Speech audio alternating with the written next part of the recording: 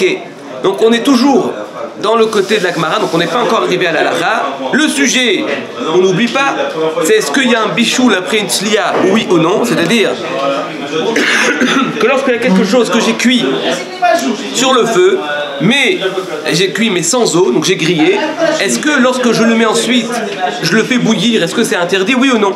Bien alors dans le cas inverse, j'ai bouilli quelque chose et je veux le mettre à sec sur la plata, et ça arrive souvent.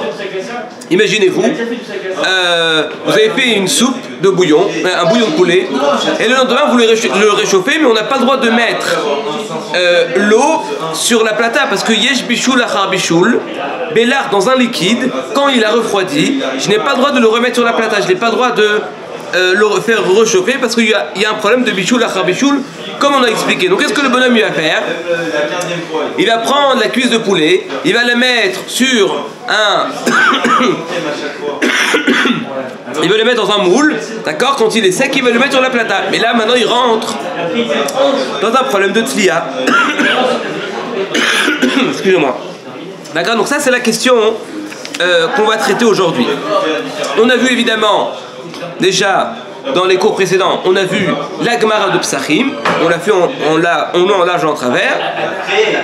Et là, on va commencer avec la Masechet Brachot. Donc on a vu, c'était une Gemara dans Psachim, c'était quel daf, tu te rappelles Stéphane?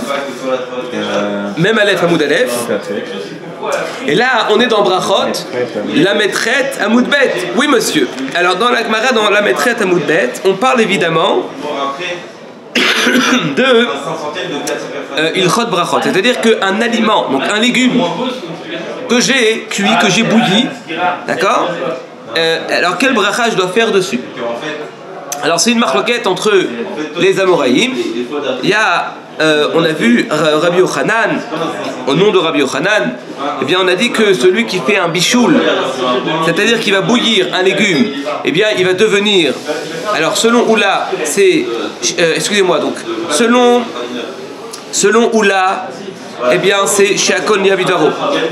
C'est-à-dire que je prends, tout ça c'est pas la halakha, hein, d'accord, on est pour l'instant dans la Gemara, on va construire, on est en train de construire, donc il ne faut jamais prendre dans ce que je suis en train de dire là maintenant, en tout cas quand je suis dans la Gemara, on n'apprend rien à la halakha et maaseh. Quand on arrivera vers la halakha, là on pourra appliquer à la halakha et maaseh. Simplement c'est pour construire ensemble la suga. Donc dans la Gemara c'est écrit que il y en a qui pensent que lorsque je cuis, je vais bouillir un légume, je dois faire Sheakol. Il y en a qui pensent, en l'occurrence c'est Rav et Shmuel, qui disent non monsieur, lorsque je cuis, lorsque je vais bouillir un légume, eh bien je ne vais pas changer sa bracha, ça va rester Boré Peri Adama. Et il y en a qui font une différence. Est-ce que le légume il était mangeable avant, d'accord, ou il n'était pas mangeable? Donc en fait il devient mangeable grâce au fait que je le bouillisse, oui ou non. Ok. Ça c'était le sujet.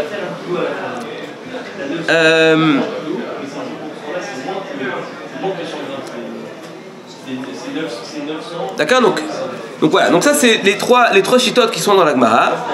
Et finalement, comme il y a une marloquette entre Oula et Shmuel, la Gemara au début, elle a voulu dire que cette marloquette, est-ce que lorsque je bouillis un aliment, donc qui est déjà d'accord, donc comme un légume, quand je vais bouillir un légume, eh bien elle va dépendre d'une autre marloquette. Et là on va rentrer dans une autre marloquette, ça va être exactement la même marloquette qu'on a vue dans Psachim.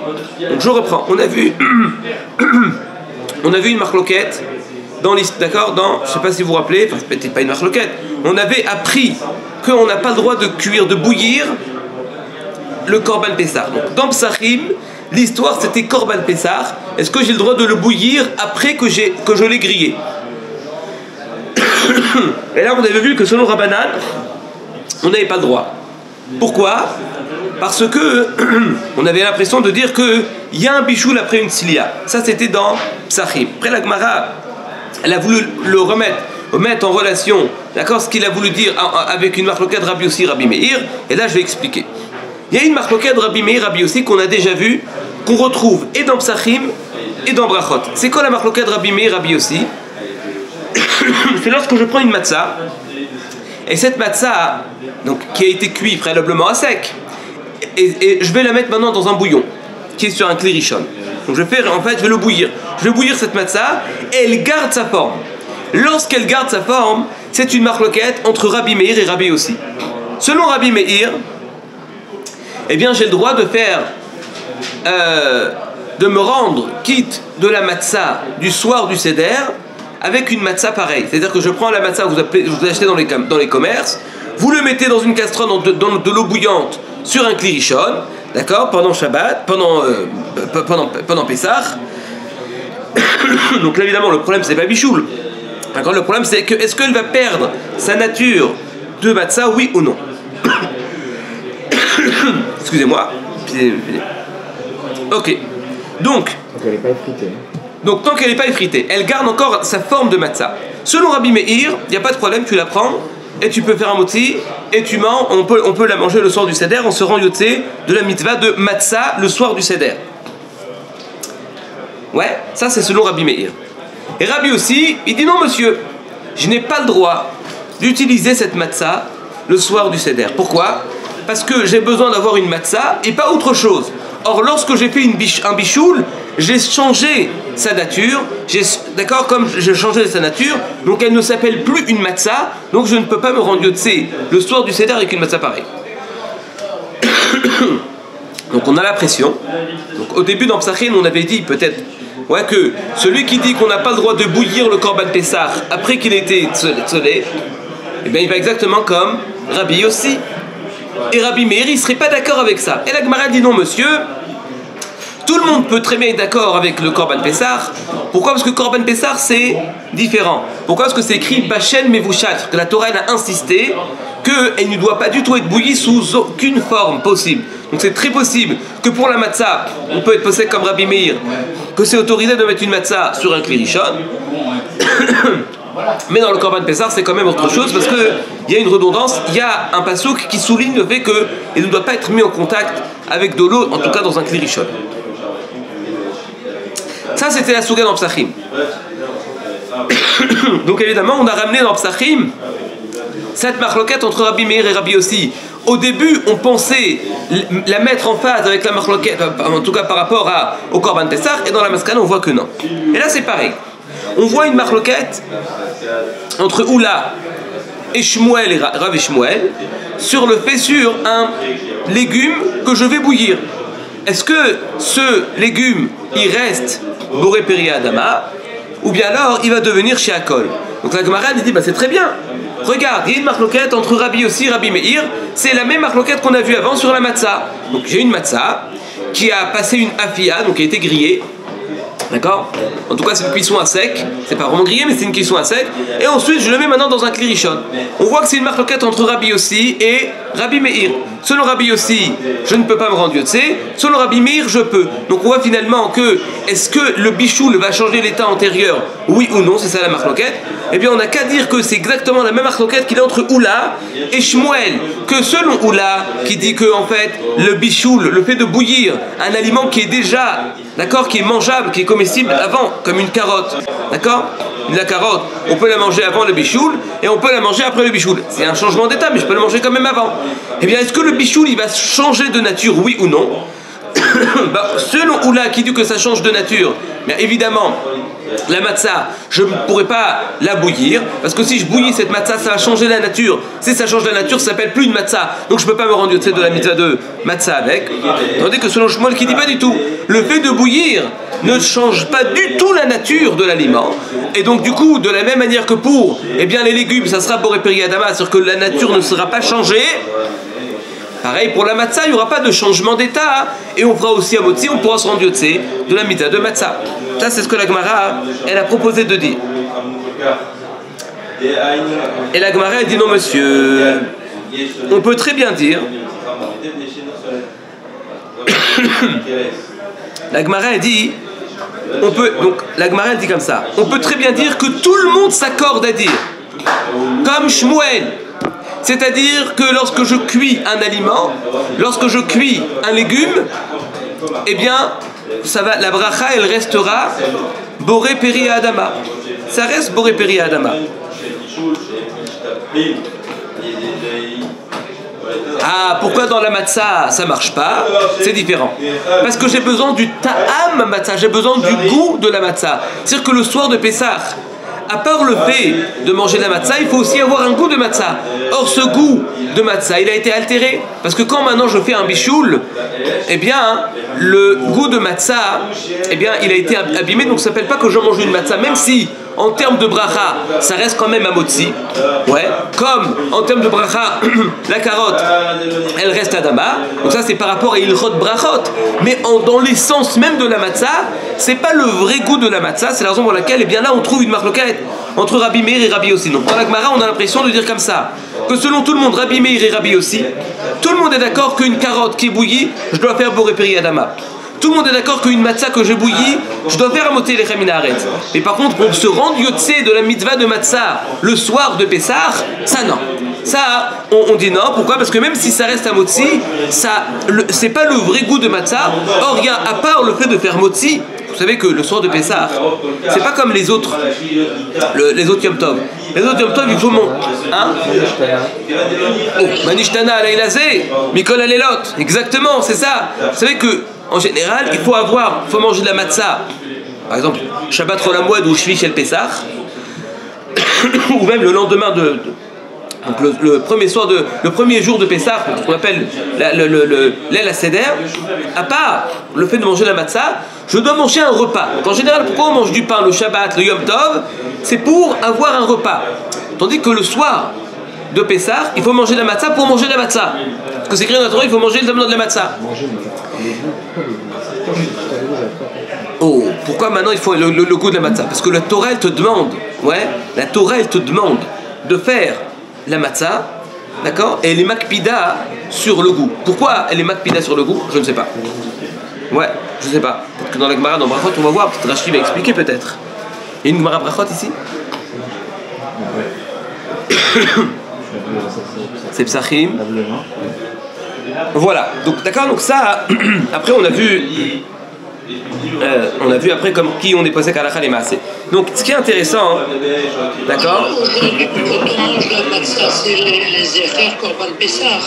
Donc peut-être que ça doit avoir le goût de la matzah. Non, monsieur Otura. C'est vrai qu'il y a une matzah qui est zecher à la Korban Pessah, c'est celle de la Fikoman. Oui.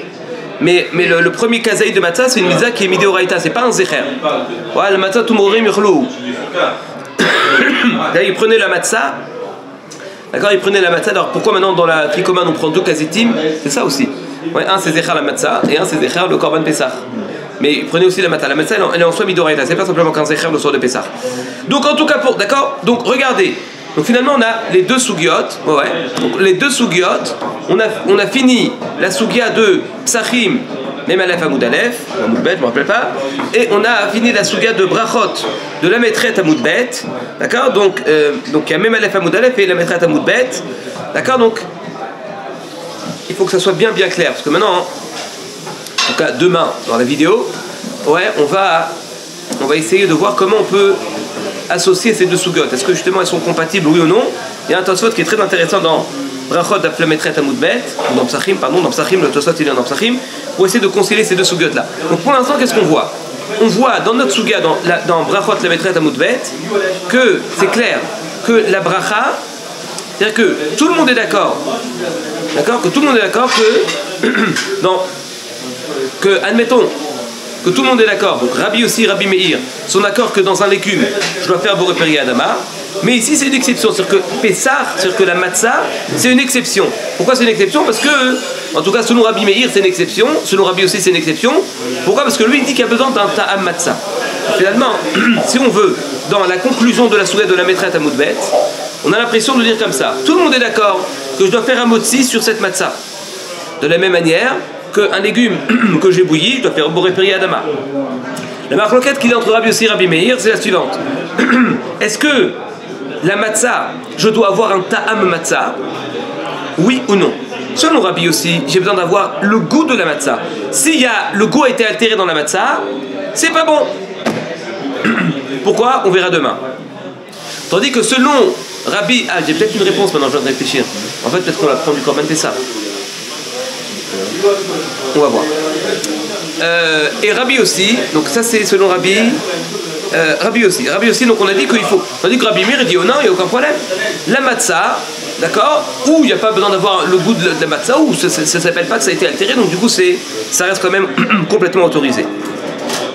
Donc même si on est posé qu'à l'achal et maasé, que le légume, on doit faire boré peri adama, la discussion dans matzah, elle reste quand même ouverte.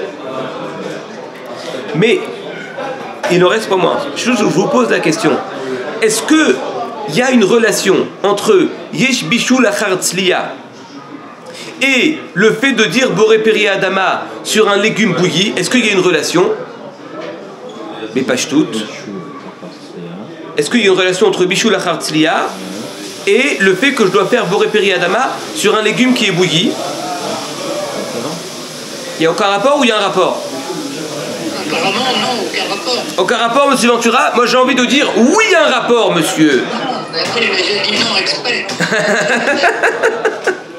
Pourquoi il y a un rapport? Alors écoutez bien, c'est une question un peu piège, c'est normal que vous ayez dit non.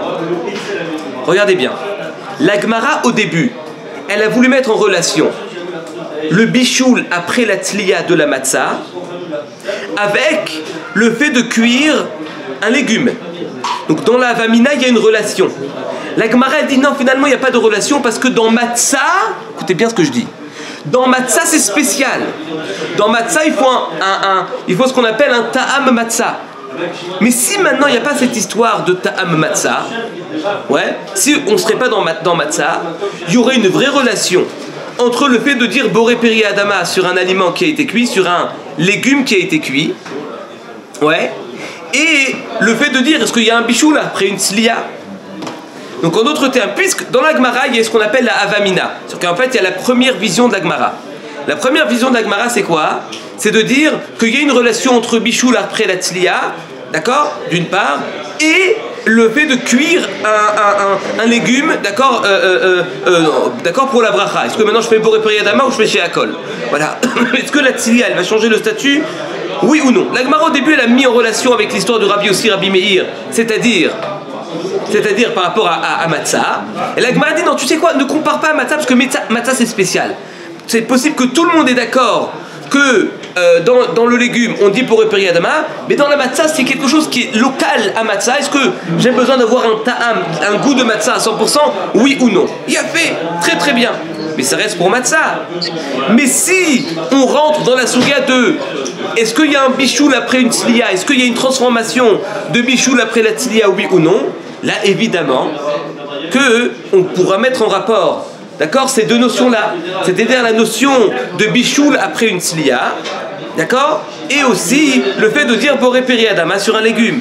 Donc si je vous pose la question, nous on connaît déjà la halakha, Michilar, je finis monsieur Ventura.